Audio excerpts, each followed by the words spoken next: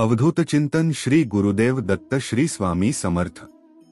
उद्या 28 डिसेंबर वार आहे, गुरुवार, आणि हा गुरुवार मार्गशीर्ष महिन्यातील तिसरा गुरुवार आहे आणि या गुरुवारच्या दिवशी वर्षातील शेवटचा गुरु पुषामृत योग जो आहे तो जुळून आलेला आहे।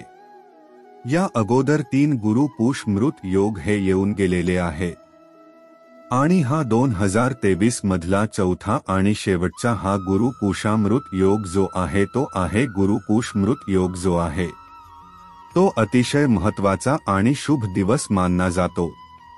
या दिवशी तुम्ही अनेक महत्त्वाची कामे सुद्धा करू शकतात।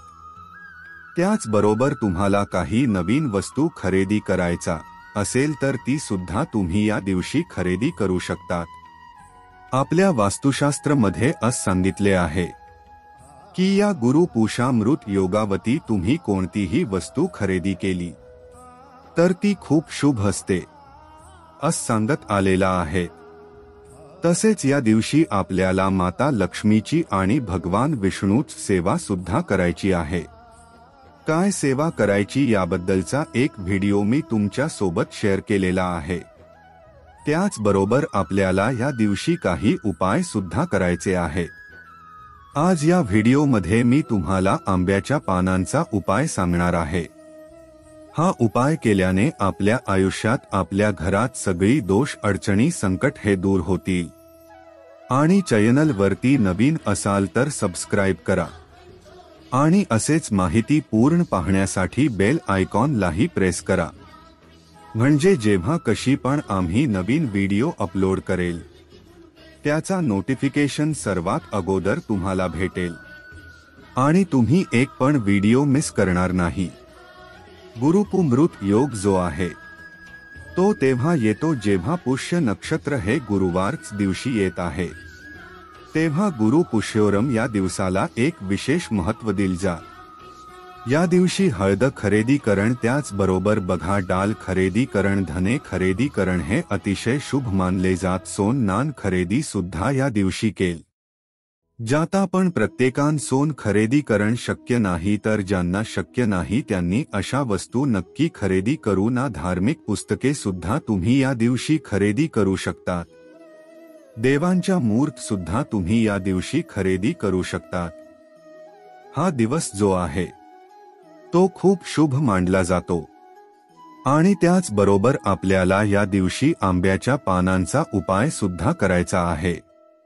हा उपाय जो आहे तर हा उपाय आपल्याला घरात सगळे दोष दूर करण्यासाठी, अडचणी दूर करण्यासाठी, त्याचबरोबर घरातील नकारात्मकता दूर करण्यासाठी, घरातील भांडण, मतभेद, कल ह्या सारख्या गोष्टी असतील तर त्या दूर करण्यासाठी, तसेच आपल्या घराची प्रगती होत नसेल तर प्रगती होण्यासाठी, मुलांची प्रगती होण्यासाठी, करत पुरुष पतीच प्रगती होण्यासाठी आपल्याला हा उपाय करायचा आहे।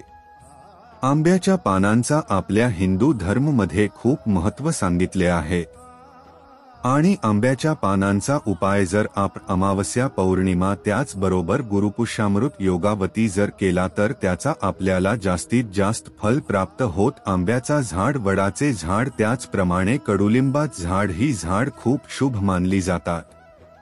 या झाडावर देवी देवतांचे वास असतो असं सुद्धा आपल्या वास्तुशास्त्र मध्ये सांगत आलेला आहे।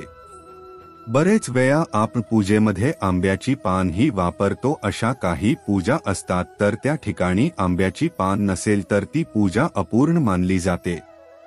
इतकं महत्त्व या आंब्याच्या पानांना जातं। आंब्याच्या पानांचा वापर केल्यामुळे सकारात्मक ऊर्जा ही तयार होत असते, यामुळे नकारात्मक ऊर्जा ही नष्ट होते आणि तिथे सगळीकडे सकारात्मक ऊर्जा ही प्रवाहित होत असते। आणि म्हणून आपल्याला हा उपाय जो आहे तर तो उपाय आपल्याला करायचा आहे। हा उपाय कधी करायचा आहे तर हा उपाय आपल्याला बघा उद्या सकाळी करायचा आहे। उद्या सकारात्मक आपल्याला हा 12च अगोदर उपाय करायचा आहे। हा उपाय करण्यासाठी आपल्याला आंब्याची पान घ्यायची आहे। मग ही आंब्याचे पान तुम्ही 5 पान घेऊ शकतात, 7 पान घेऊ शकतात किंवा तुम्ही 11 पान सुद्धा घेऊ शकतात।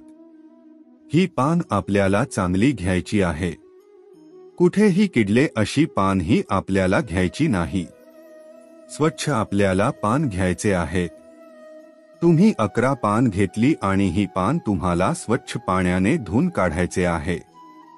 धुवून काढल्यानंतर आपल्याला थोडासा चंदन घ्यायचा आहे. चंदन किंवा तुम्ही हळद घेतली तरीही चालेल. यानंतर आपल्याला या पानावरती हळदीने किंवा चंदना स्वस्तिक काढायचा आहे. स्वस्तिक काढताना प्रत्येक पानावरती स्वस्तिक काढायचा आहे. मधले 4 बिंदू आणि कडा 2 लाईन या आवाज द्यायचे आहेत. याशिवाय स्वस्तिक हे पूर्ण होत नाही आणि या स्वस्तिकच मर्यादा असतात. यामध्ये 4 बिंदू आणि कडा 2 लाईन खूप महत्त्वाच्या असतात. काढायचा आहे. एक धागा घ्यायचा आहे. त्याचा तोरण तुम्हाला बनवायचा आहे आणि ते आपल्या घराच्या मुख्य प्रवेशद्वारावरती तुम्हाला लावायचा आहे. हे तोरण आपल्या घराच्या प्रवेशद्वार